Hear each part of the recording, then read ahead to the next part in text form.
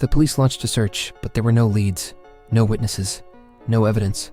Less than a week later, another child vanished, then another.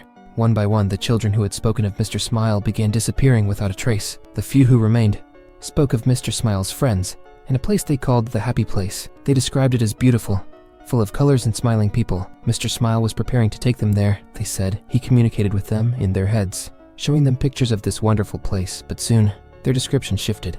The Happy Place wasn't beautiful anymore. It was terrifying. Two of the children began complaining of vivid hallucinations. One girl screamed uncontrollably about horrible colors that wouldn't stop. Another child said Mr. Smile was telling him awful things so terrible he couldn't repeat them, because then everyone would know the horrors too. I managed to gain the trust of one boy, enough to convince him to write down what Mr. Smile was saying. I promised I wouldn't show anyone else. When I read his words, a chill ran through me, unlike anything I'd ever felt. To this day, I can't bring myself to talk about what he wrote. I shared the notebook with the authorities, and even they seemed shaken. No one would discuss it further. The children's behavior grew more disturbing.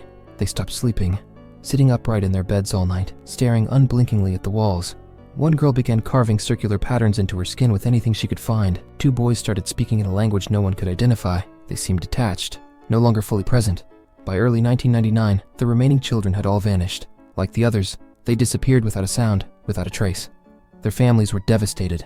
The police had no suspects, no evidence, no theories that made sense. It was as if the children had been swallowed by the air itself. Even now, years later, the disappearances haunt me. I still see their faces in my dreams, hear their voices describing that sickly sweet smell and that ever-present smile. The case remains unsolved, and I can't shake the feeling that whatever, or whoever, Mr. Smile was, he's still out there, waiting.